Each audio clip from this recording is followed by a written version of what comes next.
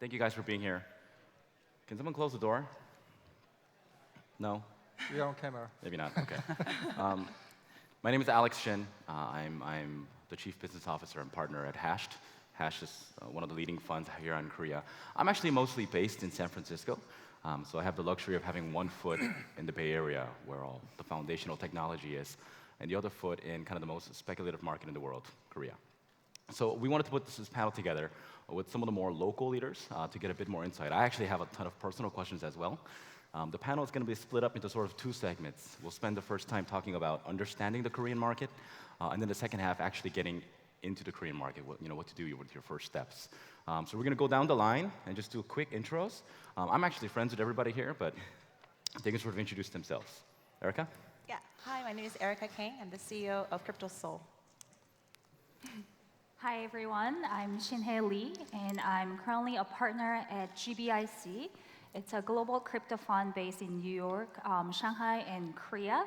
And also I'm partner at Block 72, it's a consulting arm for the blockchain technology, which is a JV between GBIC and FBG Capital, and then got investment from like Sequoia China and other very reputable investors from global. Hi, I'm Alan. I'm the founder and head of business of MediBloc, which is a decentralized personal health record system. We are basing in Seoul, South Korea, and we are doing business with hospitals and government and local companies like insurance companies like Hello, I'm Jinho, managing partner of the Semi-Translink Investment, which is early stage VC trying to help startups going global. Okay, the panelist is surprisingly humble today, so let me throw some more flavor on the fire. Dr. Her is from Semi-Translink, which is one of the leading cross-borders venture capital firm here in Korea. Woo's from MediBloc. MediBloc is actually the very first dApp ICO, so they've been around the block, so they probably know the space quite well. Erica runs KryptoSeoul, which is one of the leading education and community kind of groups, as far as I know. Right, perfect. So let's dial back a little bit in history. So towards the end of December, and this is as far as I know, Korea accounted for 77% of daily transaction volumes for Ripple, 88 for Quantum, 45 for Ethereum, 65 for Neo, Stellar, and a lot of these other major coins, EOS as well, right? Where is the market at today, right? And what do you think that was the impact of? Why did we get that big? How about that?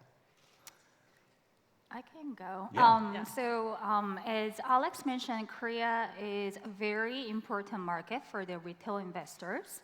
At some point, excuse me, Korea has like the highest transaction volume per capita, and at one point it was like 6 times of the US and then 30 times of the China. And as we know, at some point, like 45% of the global transaction volume of Ethereum was traded in Korea, which led to kimchi premium. Probably you heard about it. So Ethereum price was like 30% higher in Korean exchanges compared to other exchanges. And if you ask me what drive this kind of trend, I think there are a few reasons. Like number one is Korea is a very hyper-connected society.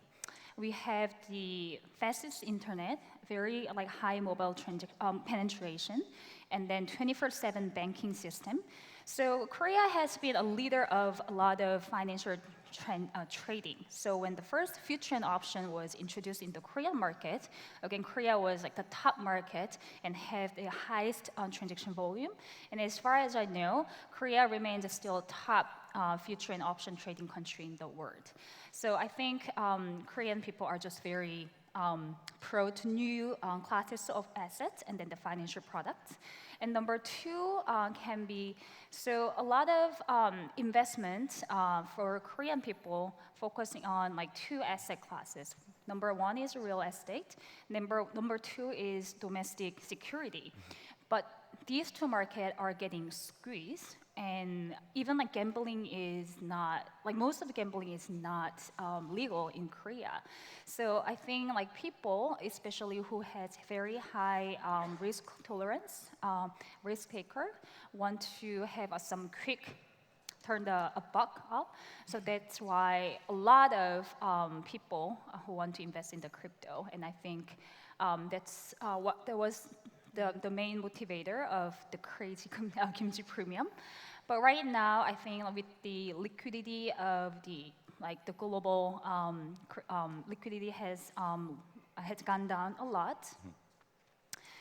But I think Korea is gonna be still maintained as top trading country because I think it's still about 20% of the transaction volume is coming from Korea market.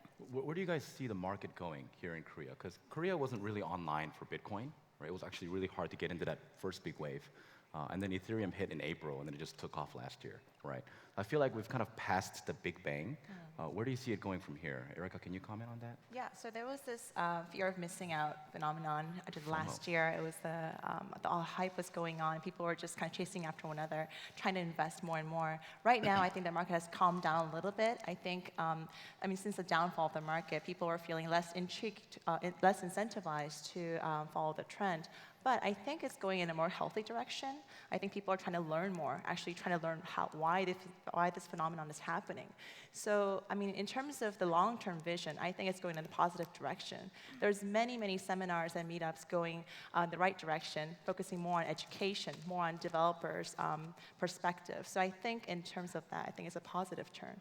Got it. Yeah. And Alan, quick question with you then. So I see a lot of reverse ICOs in Korea. And for those of you that you guys probably know by now, a reverse ICO is an existing business that's equity backed. They may or may not be profitable, but they have a ton of users and they're exploring tokenization. I feel like I see more in Korea than anywhere else. Do you have any ideas as to why?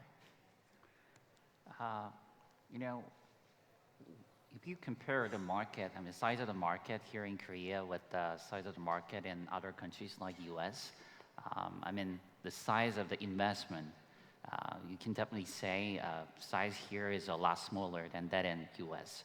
But if we do, ICO, we can, get investment from, other investors from other countries very easily. So lots of companies here in Korea, after they got Series B or Series C, they are looking into this ICO fundraising market so that they can easily expand their business much larger than they did in the past. So I think that's the biggest reason why they are looking into reverse ICO at the moment.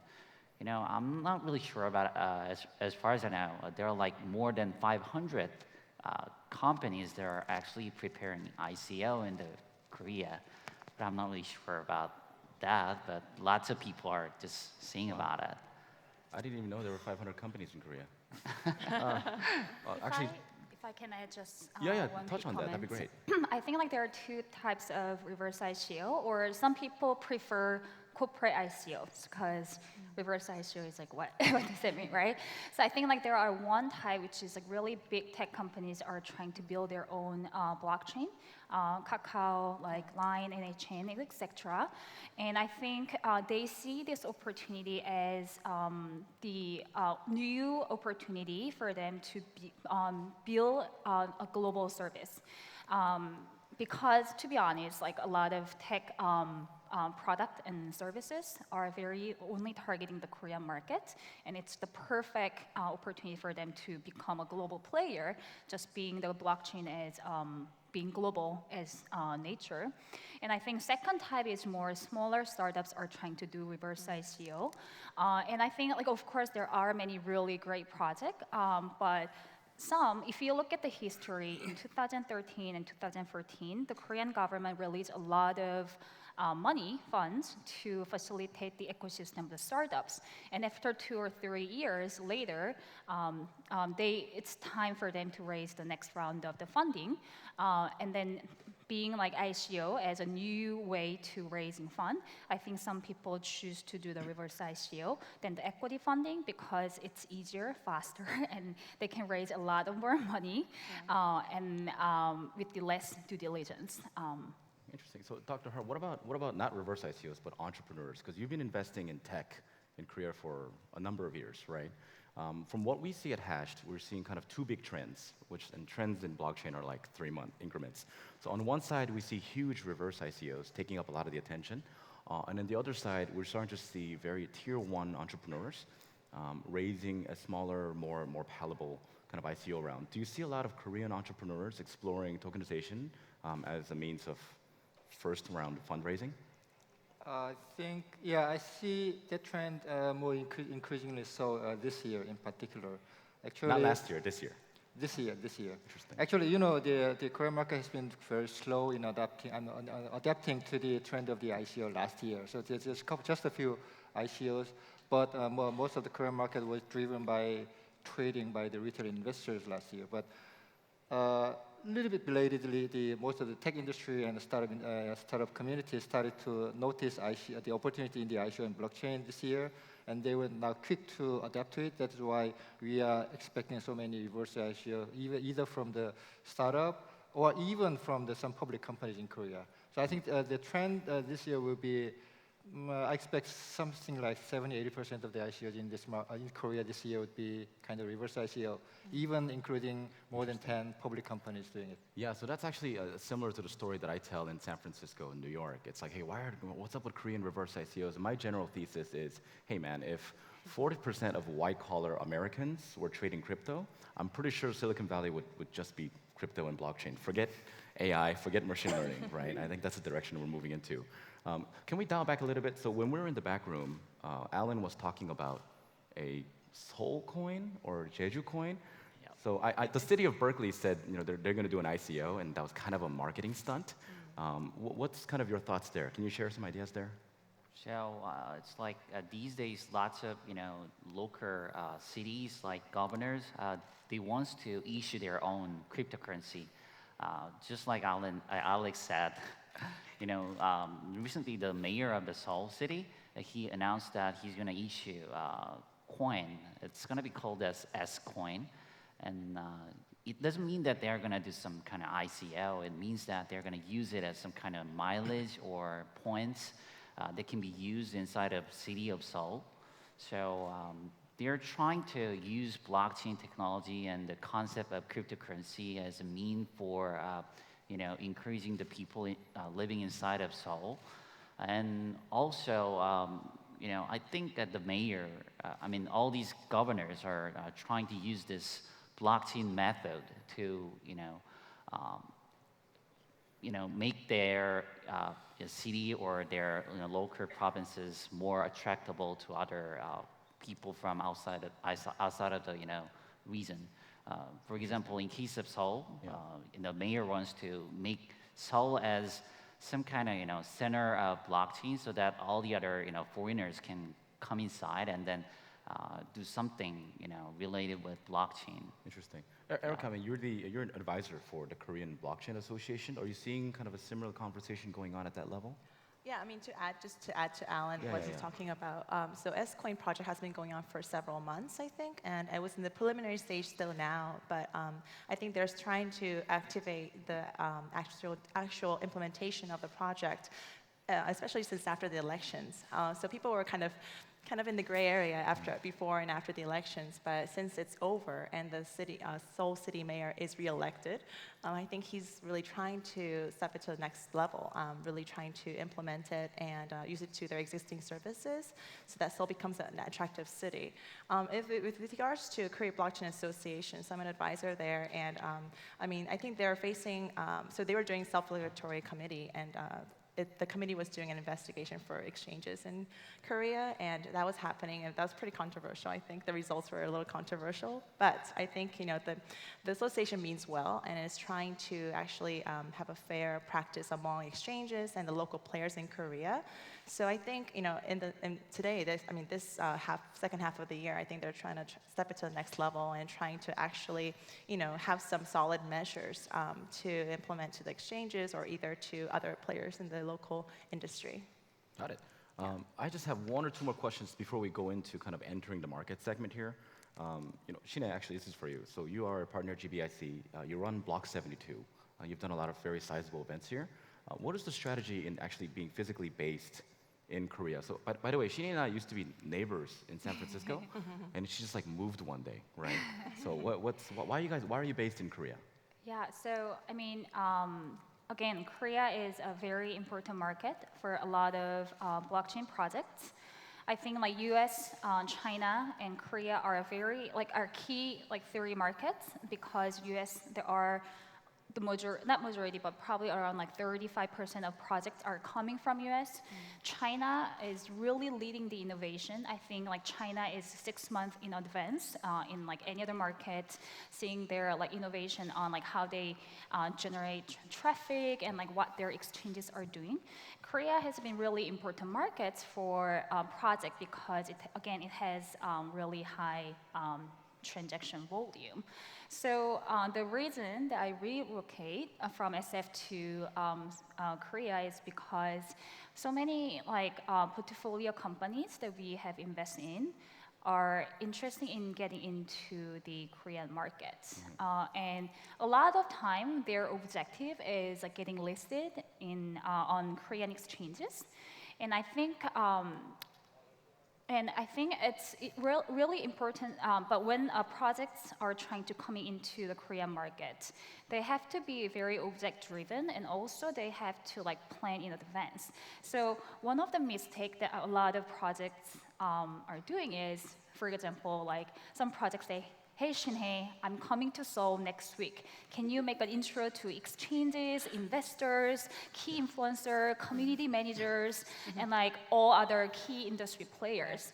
But hey, it's not just, you cannot do all that in one trip, right? You have to plan, and you have to have the objective to coming into Korea, right? So I think the key strategy to getting into Korea market is number one, you have to be very clear on your objective, right? It's either you get listed on exchanges as soon as possible, or you build and facilitate the engineering community, or etc. Right?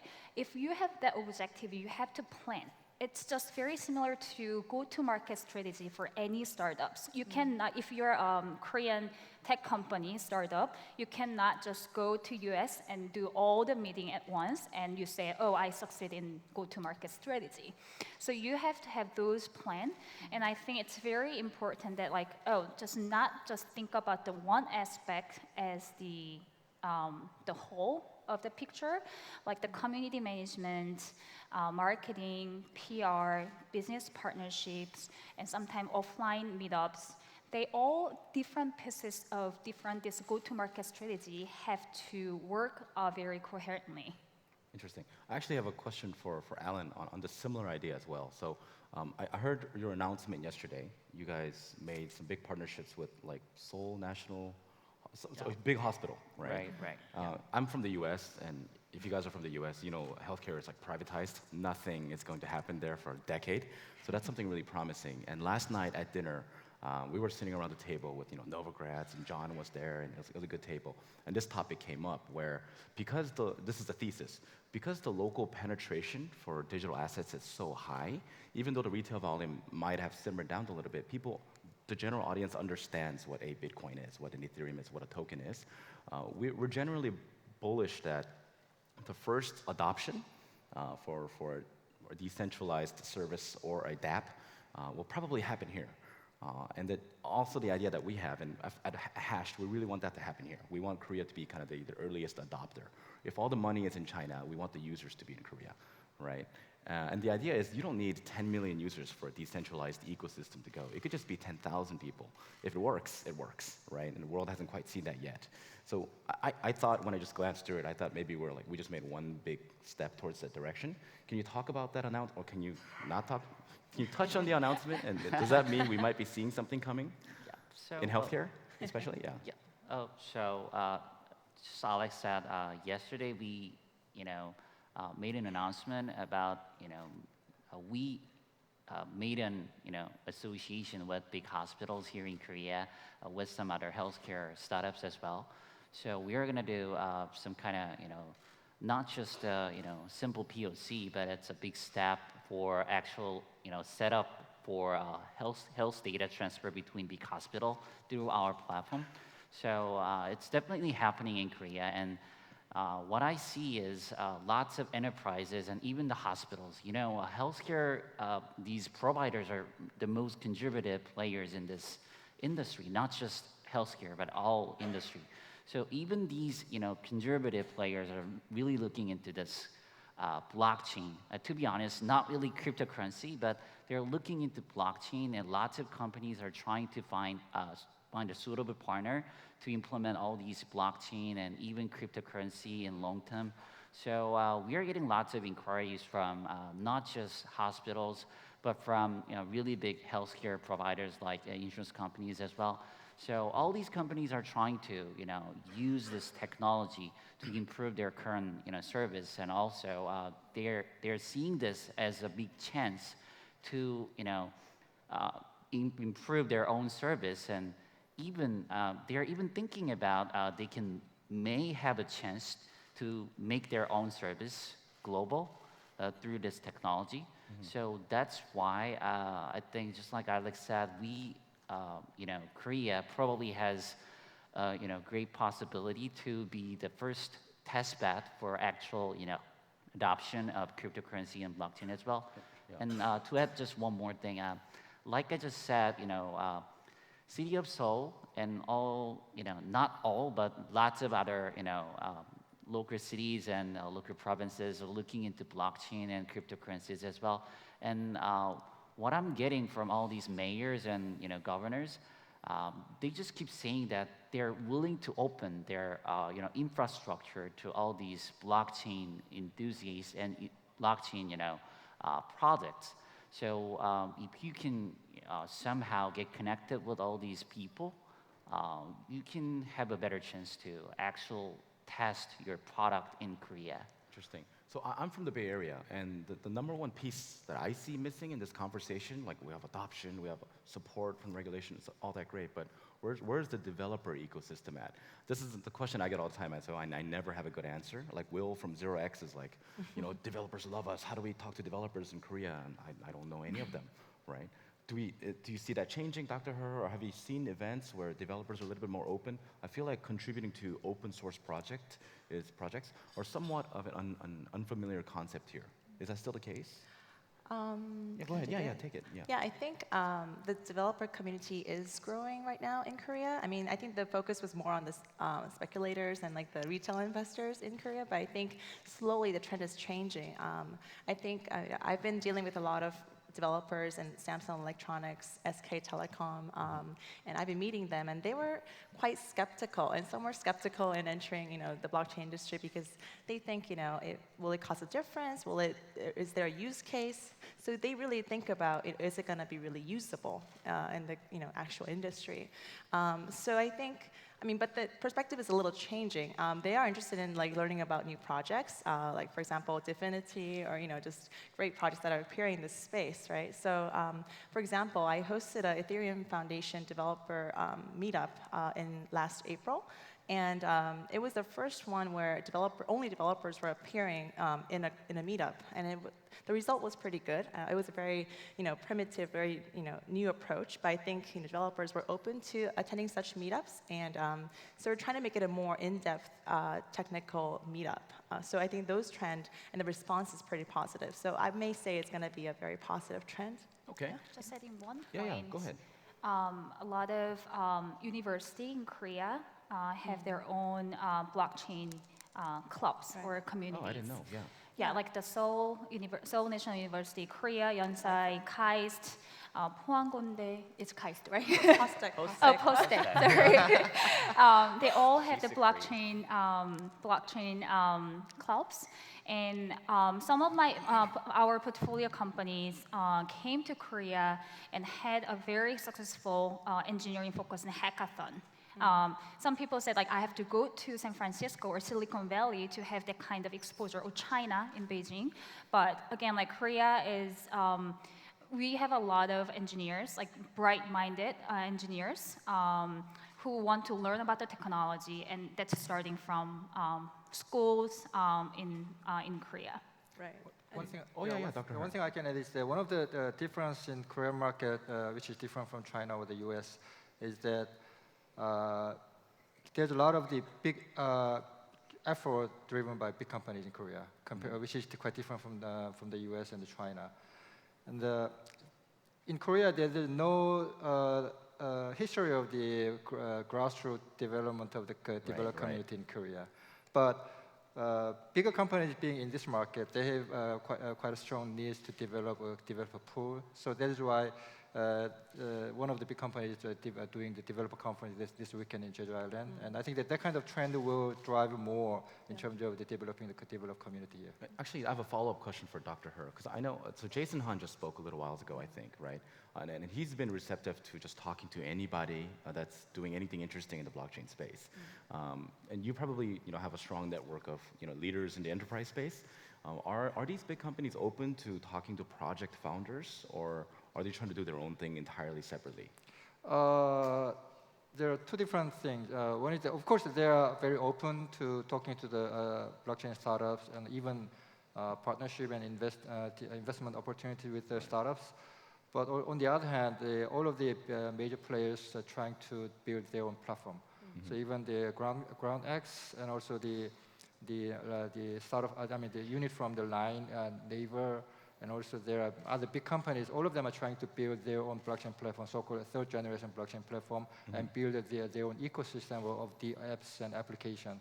Got it. So there are two conflicting trends. Actually, that is why they are trying to develop more developed community and also the ecosystem of the startups inside their platform. So I cannot judge whether it is good or bad, but that is what's happening in Korea. Oh, go ahead, yeah. So to add to Dr. He's statement, I really agree, and I tried to set up meetings with some projects, promising projects entering the Korean market with the conglomerates, and the response is pretty good, actually. And of course, I do a lot of persuasion, but I think the end result is they're really willing to meet the projects and actually learn from the projects, because they have no idea what's really going on in the blockchain space, especially abroad. So they're trying to, even though they're launching their own platform or either services in blockchain, but still they're trying to benchmark from it and maybe learn from the mistakes or whatever. So I think that, with that sense, they are pretty positive. So yeah. Now I think, piggybacking off of that might be a good time to start talking about entering the Korean market. I think, Shin, you touched on it a little bit, and it could be kind of case by case. Maybe if you're a DApp-related project or if you're a new blockchain, your strategies might be a little bit different. Can we touch on kind of if you guys all had to give one advice to a founder working on a blockchain project and they've never been to Korea, what would that be? Dr. He. It may sound like a self-interest, but try to find a good investor. Good investor. In Korea, and Okay. that those investors would be able to help those blockchain projects in Korea in terms of the strategy, networks, and also business development, because that is the role of the investors. Right. Actually, that's a little bit trickier because there's a lot of syndicates and other investment groups, and it's really hard to filter out that noise. And oftentimes they reach out to me like, "Hey, Hash, have you heard of this group? Have you heard of that group?" And I'm the least Korean guy in my whole company, so I'm like, I don't know, but I don't want to say anything because I don't know them. Maybe they're super legit, but I've never heard of them. Is there like a good resource we can go to find that out? Like who are some other investors here that they should approach? Like I know Kakao invests. I know Dunamu has been doing some investments as well. SoftBank Ventures has been dabbling around. Yeah, I think that although the big players are building their own eco funds to develop their own ecosystem, so I think those eco fund would be the starting point. In addition to strong fund from Hashed. And you guys don't actually do token investments yet. Actually, we cannot legally. We cannot invest in token constrained by the legal regulations. Good, but they should still contact you. Oh yeah. I'll keep that in mind. Alan, you as the first DApp in Korea, I think you've kind of been around the block. Any advice for kind of first step founders? To enter the Korean market, I think just like you said, the best way is to get a good Korean investor. But if you don't find one, I'm not sure if these people are really good or bad, but there are lots of players in Korean market that are acting as some kind of partner. So if you just can find a really good partner, I think she can be a good partner as well, as far as I know, because like her, lots of players in this field are trying to make some really good lending. I mean, they're trying to help other foreign projects to make a really good lending in Korean market. So if you can find these kind of really good partner, you can have a better chance to be successful in this market. Shinhae or Erica, do you guys have any comments to touch on that?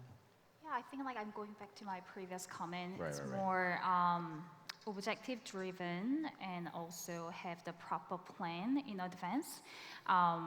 I know that crypto is moving really, really fast, and like some project like coming into Seoul and say, oh, I want to like make exchange like on the first trip, but that's not really the good case, right? Because if you are an exchange, your business goal is increasing the transaction volume, means a lot of transactions should happen, means a strong community base in Korea.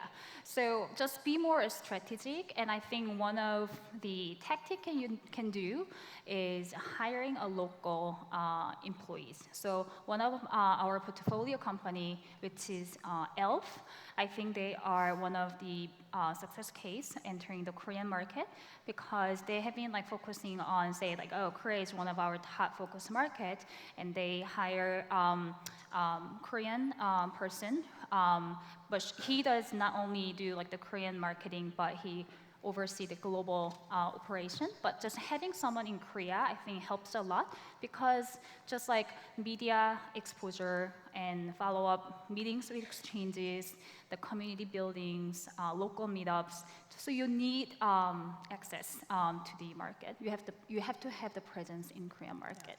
Is there any item that we're missing here, Erica? Well, I mean, my main role is to do community building in Korea. So projects that want to enter Korea, they usually tap into my firm, and I try to get the promising projects, but I think having a local representative really helps.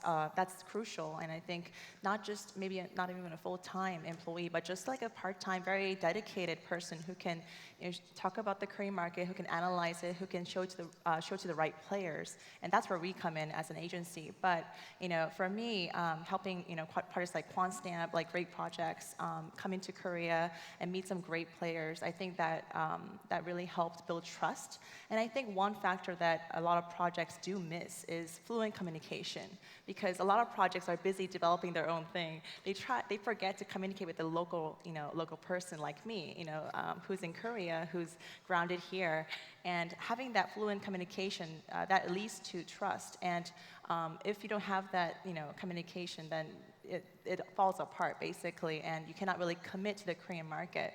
Korean investors, retail investors, or even just individuals, they really care about those things. They really care about dedication, about involvement. And if they're physically far away, then there should be more fluent communication, like even online, or even just through a call or something, like online meetups or something. I have two little things to add, and I'm the American guy in the panel here. So one thing is localization. Like, do a good job, find the right partner. There's good projects that when I ask my Korean friends, they're like, oh, they're a scam. And I'm, what are you talking about? And when you see their white paper or their deck, it's like in the most horrendous Korean ever. Even to my standards, I'm like, wow, that's pretty bad. But the foreign projects had no idea that the translators just like ran Google Translate, right? So make sure you find someone that does decent localization. The other thing is, I get a ton of inbound emails. I think all you guys do. I get a ton of LinkedIn messages. In general, I respond to every cold message I ever get. But most times in LinkedIn, I just get an invite, and I have zero context in what they're looking for and how I can help, right? So add a little bit more flavor on what you're looking for, and then I'll try to make time to definitely respond to all of those. So moving on ahead, I have a couple of curveball questions, and whoever is bold and brave enough can try to answer some of them. So we're going to talk about exchange hackings as of late, because this is one I don't really have a really good answer on. Could the panel comment on some of the recent incidences and how that has affected the market or the sentiment here? I feel like it's sort of bouncing back as of late, but what are people saying on the ground? So There's been quite a few, so There's been quite a don't drop few. names, but yeah. there's been quite a few. I can't say the names, but there's been quite a few hackings, and it's caused. I mean, from the community aspect. So I communicate a lot with the individuals, and not just from the industry, but from the outside industry, who's viewing this industry, and they think it's a very. I mean, they lose trust in the exchanges, to be honest, and they just feel like, oh, where can we trust? Because they lose their money, and there's nowhere to go.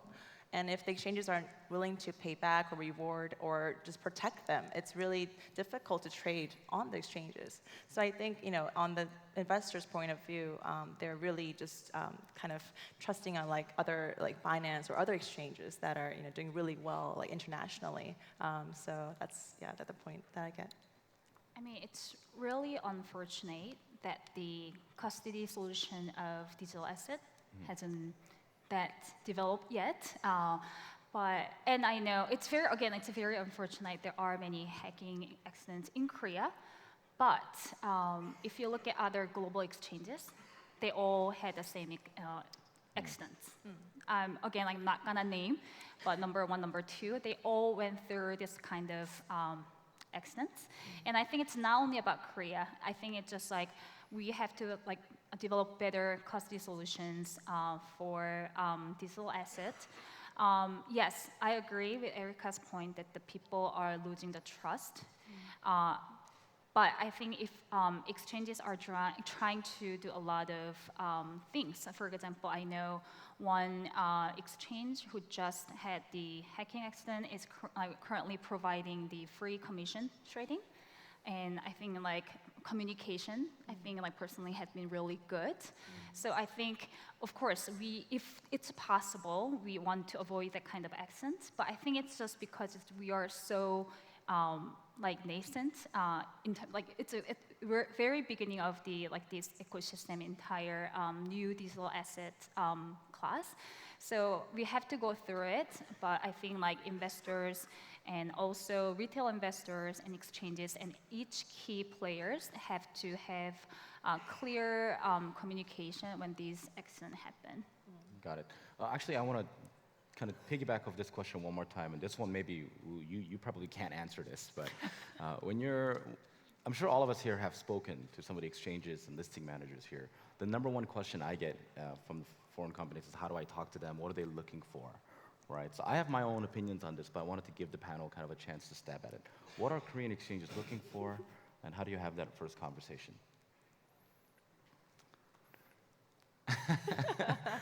I mean, if you don't have to answer if you think it's a little bit too sensitive. Well, actually, I made a couple of introduction of this good project to some exchanges, and this is a very basic assumption that exchanges are looking for a good project, right. Which can help their investors, develop the industry in general. And I think that is that sounds like cliche, but that is actually true. So exchanges are looking for a good project, right. But they are not interested in quick pump and dump type of the scheme, but they are looking for the token which can help the industry to develop in the long term and also add value to the industry in general. So that's the general advice I can comment I can give you. Then based on that, the starting point would be good to try to building good contact. Starting with good context through good, trustable introductions. Trustable introduction to the exchange. Got it. Yeah, I totally agree. Okay. Go ahead. Oh, No, you guys go ahead. back to back. So number one, so if you put yourself on exchange shoes, like they get bombarded by emails that's project from all over the world who are asking for listing. So number one, like finding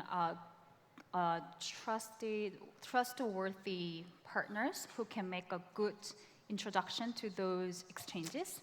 It's very key. Also, I made a lot of introduction to exchanges, but it's almost like a recruiting. Like for example, I know that Google gets like thousands of resume every year, so they only look at the referral. They prioritize referral application. And so it's the same thing. If your exchanges, they get so many like emails and applications, so getting the right introduction is very key. Number 2, be prepared before going into meeting with the exchanges. Like some projects say like, oh, this is my first time in Korea, I want to meet top 5 exchanges. Like, don't do that. Like, again, because there are so many projects, there are like thousands of projects out there if you look at the coin market cap. And they have, exchanges have limited resources and time, right? So if you go and meet them when you are not ready, the exchange think that you are not ready and pass on, it's harder for you to get the second meeting than the first meeting through a really nice introduction. So please be prepared when you go on the first meeting with the exchanges. Number 3, every exchange has their own strategy. Either they are partnering with global exchange, so there is like system like how you get on that specific exchange, or they have preferred type of projects. So do study before going into the meetings. Yeah, I agree. Oh, Go ahead, Dr. Her. Yeah. Great. me? Okay, one thing I can add is that the actually Huobi recently announced a new guideline, the list of supernode Right. and the other funds. And only if the project is recommended by at least one of those funds, then those projects are eligible for voting, community voting, to be listed on Huobi. And I think the OKX also has similar guidelines. And I think that trend will, be spread to other exchanges, not only in China, but also in Korea and other markets. So I think that having trustable investors not only as a mentor and investor, but also the supporter for that kind of activity can help. Duly noted. Yeah, I just wanted to add, I totally agree with Sinhae, and I really think that the connecting part is really important, like the recommendation. So I get a lot of comments from exchanges saying they're thankful for the referrals. And they're like, oh, thanks for filtering out, some good projects for me. And actually they thank me. And one time, actually, this project, I just did an intro and they suddenly got listed on exchange without doing any, a second meeting. So it was kind of like a straight off listing. So it was pretty, I think they viewed it as a positive thing. And also one thing is they have to be unique. The model has to be unique. So there's thousands of projects going on and they can't really tell which one's, distinctive. So I think having that, distinct model is very important. And be prepared, right? So like usually projects prepare presentations, like a deck, send it over to make a quick intro. They know, they've seen many projects. So I think they are prepared to just kind of, put their claws on them and kind of like put them on the spot. So I think, I really agree with what Shin was saying. Yeah, I also, they're all here because they all called me and asked for free tickets. So they're roaming around the conference. Everybody's here, so go hunt them out, right? Yeah. So we have a few minutes left. We're going to go into questions, but before we do that, I want to make sure, what's the best way to contact you guys? You guys want to share a Twitter handle or email address? No? Everybody lives on Telegram, so contact me on Telegram. Telegram, okay. You want to share your handle? No? I can share my handle, my name, HURJINH, that's my name, and also my Telegram ID. Got it. Contact at KryptoSeoul.com, so that will be our general email address. Yeah, KryptoSeoul with a K. With the K, yes. With a K. Don't send me emails. I actually, one of my friends said my email box is a black hole because it's very hard for me to respond to emails. Use instant messaging services, Kakao, WeChat. WeChat and Kakao. I'm at Sinhae Lee, which is my full name. I'm at Sinhae, which is my first name on Telegram. Please go to our website, MediBloc.org. That's how it works. And for Hashed, I think it's contact@hashed.com. If you fill out a form, we have this new mandate where we have to try to respond in 24 hours, so we'll try. And for me, email is the best, just alex@hashed.com. I don't look at it. My executive assistant is like scouring through it, right? So we have to make sure that we're on contact there. So we have just a few minutes. Is there anybody with questions? You can come up to the mic, throw it down, or just stand up and shout. Come on out, man. Questions? And we're as transparent as it gets. Yes, I have a question that I've been waiting for you guys to answer. Oh dear. By the way, my name is Ronald. I'm running I'm a CEO, co-founder of Howkit Network. We're based Okay. in the US, Singapore, and Vietnam. And we're about to roll out the products and penetrate into Korean market. Got it.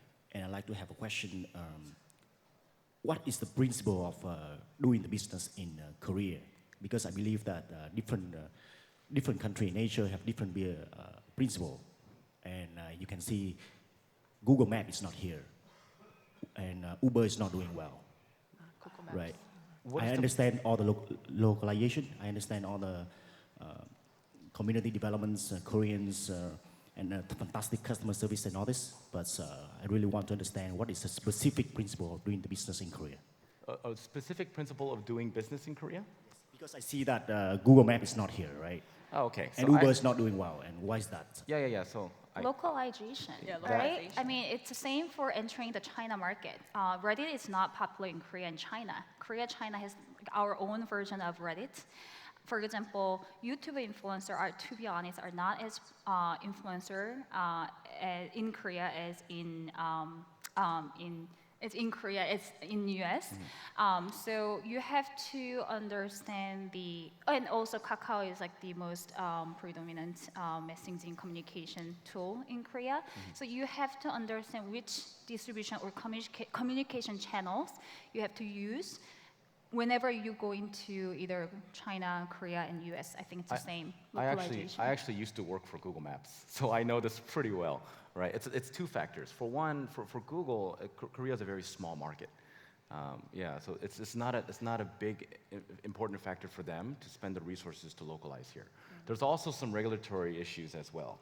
For example, regarding Google North Earth Korea. Google Earth is illegal due to North Korea and the border boundary right. situations in India and stuff like that. Uber, different thing. The transportation market in Korea is like number 3 in the world, believe it or not, right? And Travis's approach of launching Uber here just didn't fly well with the regulators here. It's a huge market. That's why Uber is very, very careful about the Japan market and the Singapore market, because those are huge markets for transportation. And the Korean government will do, in some ways, will react very much like Chinese governments, where they want to protect the local entrepreneurs and the local businesses, right? So they'll give priority to the local enterprises. Korea as an economy is the second fastest growing economy in the last 50 years, and we got there by pushing kind of Samsung to really take the lead and run this forward. They're like 30% of the Korean GDP, right? So it's a very different approach, and I think that's why when Dr. Ho was saying and Erica was saying that working with the Korean enterprise is a good strategy and they're open to these conversations, I think that's a really important angle. In Korea, Japan, people really follow the major brands, whether that's Samsung or Rakuten or something to that, Mitsubishi, stuff like that. Right. So that's something worth considering as well. Right. Any other questions? Yes, time is up. Yeah. Take that mic. I think I'll take the mic out of the holster for this one. Okay, shameless plug. I'm the CEO and founder of Uncloak, a cybersecurity power system by EOS. Just quick question. I'm just trying to find out exactly what is the general sentiment in regards to investors when it comes to dApps, because I think sometimes we've spoken to investors and they've had a real look at blockchain protocols and looking at, obviously blockchain infrastructure projects as opposed to looking at dApps that really should power the blockchain itself. So what is actual general sentiment nowadays? Are you talking about venture investors or retail investors? I can touch I on think both. venture investors. Venture definitely investors. yes. Okay, so there's a very different thesis going on. In the Bay Area, it's very much like, yo, we only do infrastructure tech, we only do layer 1 blockchain, rawr, right? We're in Asia. And you have to play to your local markets, right? Korea go-to-market is easier than anywhere else in the world, right? Like Shin has said, we're hyper-connected. So as an investment arm, we're totally open to anything. Our general thesis is the next generation of Mark Zuckerbergs and the Elon Musks are probably in the blockchain space. If not, they will be, right? And let's find them and support them. They'll figure it out eventually. So dApps, if you have an existing business, if you have a really compelling offering, I think the investors in Asia are way more open to that idea, whereas the other English-speaking nations may or may not be. There's also kind of the regulatory scare as well, right? In the US, we talk a lot about security coin offerings. Like we get pitched a security coin offering all day long. I've never seen one in Asia, right? So if you pitch that here, they don't even know what to do with you, right? Equity offerings. Like all the venture capital guys are in the game, they like equity. We don't really understand equity. We never worked in venture capital. Dr. Her has, so that's a better conversation for them. So I think understanding your audience is the very first big step as a foreign entrepreneur coming into this market. As an investor, if I can add one point, I totally agree with what Alex said. Every fund has different theme.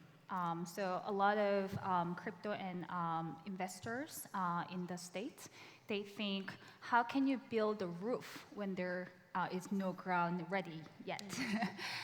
But a lot of other investors who used to invest in the consumer tech and also other internet IT startups, they think if we really care about the blockchain adoption, you have to tackle dApps because that's how you get it to the users, right? That's how you make the blockchain technology useful and to be part of our lives. So again, going back to Alex's point, just again, do study which investors tend to do what kind of investment, like their themes. And I think like agree, but there are some investors who are willing to look at dApps in the States. So, and you know, let me just add this as well. This is actually probably going to be really helpful. Add this line to your pitch. It seems to work well for me and my friends. It's, hey, there's Gen 3 blockchains coming out in the US. That's fine. The number of engineers in the world who can build a new internet protocol are probably in the hundreds, and they probably don't live in Korea, Japan, Singapore. But we have dApps here. Towards the end of the year, beginning of next year, when these major new blockchain projects start releasing testnets and mainnets, I feel like there's going to be a power shift. But we don't need 1,000 blockchains in this world, right? And they're all going to be fighting over the biggest dApps, right? This is why EOS has a giant war chest. This is why Definity is raising at 2 bill, all that good stuff, right? And these dApp projects that would have had 6 months building on this protocol, they're going to be fighting over who gets to build on that big blockchain, right? And I think that's a compelling story. I think the investors that came to Asia and saw what it is, what's going on here, are more open to that idea. Yeah. Okay. All right. One last one. Yeah, one last one, and then it's like time's up, it's flashing. Yeah, go ahead. Do you want to take the mic real quick? The mic is right in front of you. Yeah. Currently, I'm working for the Huobi exchange, and What chain? Huobi. Huobi Yeah. has a chain? Oh, I didn't know. Huobi, maybe Yeah. Chinese. And I just wondering though, there are so many due diligence in your side, right? And Oh, yeah. as a data analyst, so I just wondering though, do you concerned about the community side mentioned about some verging, like is it ADA? Yes, let's make it some simple. Like, is it ADA is the pumped up or not? Is it will be listed on some exchange or not? That kind of buzzing. Did you calculating that kind of thing? Calculate, what do we calculate? Maybe I'm Korean, so I'm gonna use a Korean word. Yeah. Preparing the interpretation. 제 질문은 제가 회사에서 데이터 분석을 하고 있는데 네네. 이제 상장이나 이런 거 전에 이제 사람들이 많이 기대치를 갖고 있는 그런 신규 상장 코인들이 있지 않습니까? Sure, yeah. 그런 것들에 대해서 이제 지금 다른 거래소나 이런 곳에서는 그런 것들을 듀디리전스나 이런 것들 할 때 많이 고려하시는 편인지. Okay, so his question is when exchanges evaluate projects, do they take into consideration the size of their community, the activity of their community? My thesis is it depends. So here's what I've noticed. I was talking to CZ in Taipei, and he's interested in very Korean projects. He's hiring Korean people here. And for some reason, for the Korean projects, he really wants to see Korean projects with a strong Korean community, because the thesis is that maybe when you list them, he'll get access to more Korean retail buyers. Foreign projects, not so much. And there's kind of a weird mesh going on because the Korean projects are doing ICOs to get out of Korea, right? They're focused on building international communities. We have 20,000 Telegram followers in America, and CZ's like, yeah, I don't care, right? So there is kind of a weird dynamic going on. In general, having a very strong community following is very important. These days, as a venture guy, we don't take that into consideration very much. The Telegram following numbers are just kind of noise now. Yeah, People just airdrop and get 10,000, 100,000 followers. Yeah. Comments? I'd like to add, I agree with Alex in that the Telegram followers are not a crucial factor because I think they realize that the conversation going on in the channels is not very healthy sometimes. There's a lot of airdrops going on, a very just noise going on. So I think in terms of that, I think the crucial factor is not maybe the community followers. Yeah. I think number of community so I think like the quality is getting more important than the quantity. Yeah. We all know that you can add like tons of thousands of members on Telegram because there buy are them. bots, You right? can buy them too. Well, unfortunately, Kakao it's harder because there is no bot, but the quality is getting so much more important than quantity. And I'm actively talking to listing people from all the exchanges in Korea. They say they are actually part of those community and sense what kind of conversation is going on. So they know when to actually list that coin, right? So quality is definitely important. I know a lot of projects ask me that question too, because if you look at the application form, there is one question like, how many community members do you have on Telegram or other SNS? And people get it, oh, okay, they're gonna just evaluate my project based on the number. But I'm actually I'm talking to them every time that the quality is so much more important than quantity. And so they trying to see, so another indicator of the active community is actually transaction volumes on other exchanges. So I know that a lot of Korean exchanges also look at the other, how they perform on other exchanges, from China and global. So that's another indicator that they're trying to use. Yeah, there's kind of the leading exchange strategy, which I'm the first to list. And there's kind of I'm tier 3, I'm going to pick up the crumbs, but I want to be the second to list. So there's kind of a tango that goes on. Great question, though. All right, guys, thank you for your time. Thank you.